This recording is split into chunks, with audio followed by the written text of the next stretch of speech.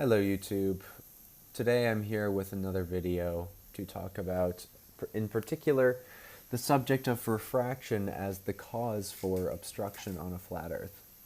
I'm going to discuss how this would actually happen. I'm going to also discuss the possible temperature conditions that would be required in order to make this happen. So let's first start out with what shape would the rays on a flat Earth have to go in order to make the Earth look like it's curved. And I have three different ray diagrams here. The first one is the one at the top here is the one which is supposed to produce obstruction on a flat Earth. Now this particular ray diagram I set up in order to explore the observations done by Miles Davis on Refraction law, looking at some mountains in the distance, and relative to the bridge in the near foreground, not near foreground, the medium foreground. And basically what he saw was that these mountains in the distance were actually below the level in which he saw the bridge. And this bridge was roughly at the same elevation as his camera. And so what that basically tells us is that if there was no refraction, those 2 points should line up, and we should always see the mountains above the bridge, because the mountains are indeed taller. Now, if there's refraction causing light to bend, then we would expect the mountains' positions relative to the bridge in the medium foreground to be different. And this is exactly the model that I tried to create here. So effectively what you have to do in order to get this effect, in order for the mountains to appear lower than they actually are, is I need to have light rays which bend up. And the reason why is very simple. So if I look at these rays, when they're coming off of the mountain, in order for them to appear lower than they actually are, they need to actually come down and then come back up to the observer, right? And this is what I've done here. So I basically created a temperature profile which gives the correct amount of apparent drop such that Miles Davis's observation matches the observation of my flat Earth model with refraction. Just to contrast, here is the flat Earth with standard refraction, aka the standard atmospheric model.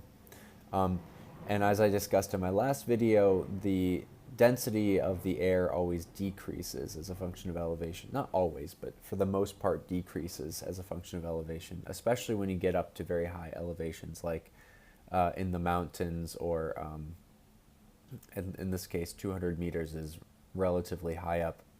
You basically just want to be far away from the land which is being heated up by the sun. So basically, because of this density decrease, the light rays, again, going from a more dense to a less dense medium, get bent down towards the more dense medium. And so these light rays get bent down. But because of the atmosphere being parallel or roughly parallel to these rays, the amount of curvature is very, very slight. And then the bottom is just the same thing with no refraction.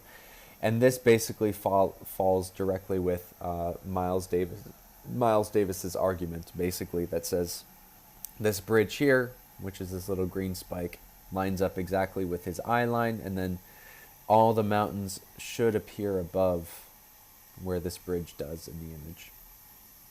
But I'm specifically wanting to discuss this particular image here.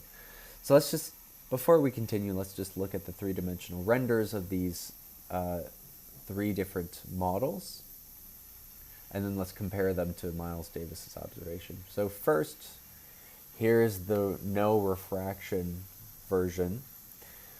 So basically what I did was I downloaded the elevation data in the area that Miles Davis took his picture from, and then I placed 3 objects in the locations of the bridge with the elevations given by the manufacturer of the bridge itself. And I'm just doing the one particular bridge which was of interest here. So here's the 3 posts, and you can see clearly that these mountains in the distance should appear above this bridge post, which would line up with his eye level. Now, if we go to the refraction model, basically what the upward bending light rays have done has pushed these mountains down in the distance, effectively giving the whole thing to appear to be curved. So this is, I mean, I basically reverse engineered a curved Earth in order to get this model in the first place. And so, yeah, I mean, this model is an excellent observation, or sorry, not the model. Ugh. The observation is excellent proof that the Earth is actually spherical. And then finally, here's the render with standard refraction. And the only difference here, let me just put them side by side, is that the stuff in the background is slightly raised, and this is basically what you'd expect. You would expect that effectively, because the rays are being bent down, the Earth is actually going to look slightly concave. It's going to look slightly concaved up towards you. So this is the quote-unquote looming effect on a flat Earth. Just raises things up. Now, let's just compare our model to the actual observation in case people have not actually seen this.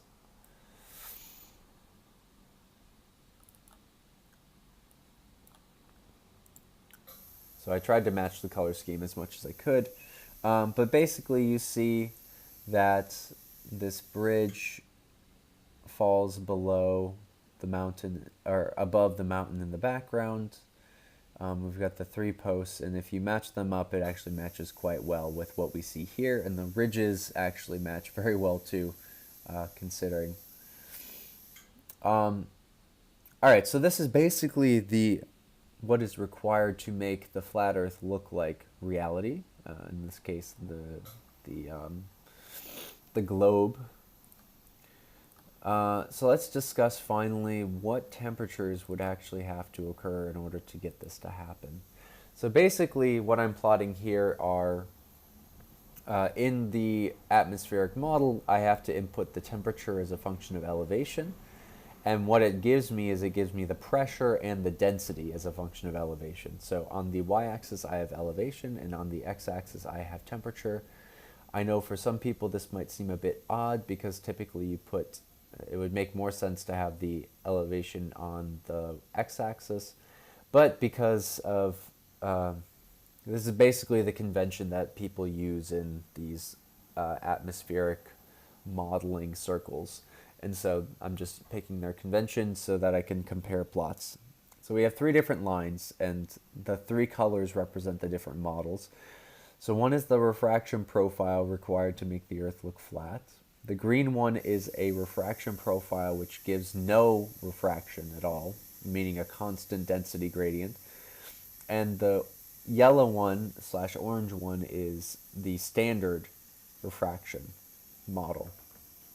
It's not the standard refraction model, but the standard atmospheric model.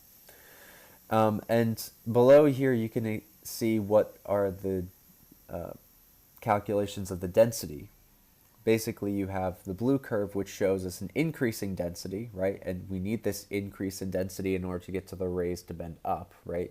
They bend into the more dense medium, so therefore I need to have more dense air up higher. The green is no refraction, meaning a constant density. And therefore, you see here basically that this is constant. And then in the standard atmosphere, we have a density decrease, as we'd expect from reality. Now,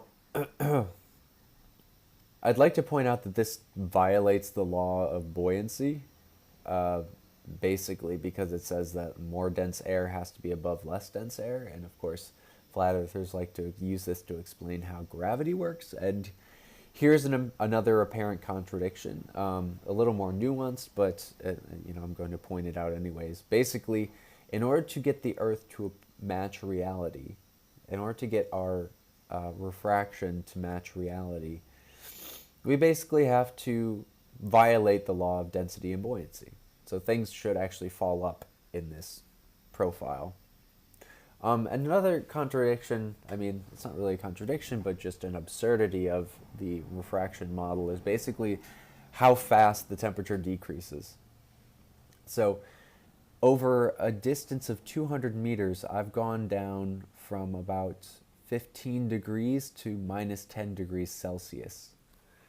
Now, I don't know about you. I mean, that's not impossible to happen, but god damn, that's insane. It's worth noting that if you go up to about 2 kilometers, this will reach absolute zero before you even get close to getting to, let's say, the elevation of Mount Everest or the elevation of Mount St. Helens. So using this model to actually explain what we see in reality is basically ludicrous, because this temperature gradient is so absurd that you would never be able to get it over a long enough distance to see the drop that we see in any of these long distance photography shoots that we see by flat earthers. And I think that's basically it. Let's see. Did I forget anything? No, not really. I think that's basically it for today. All right, well, thank you so much for watching, and I will talk to you later. Bye.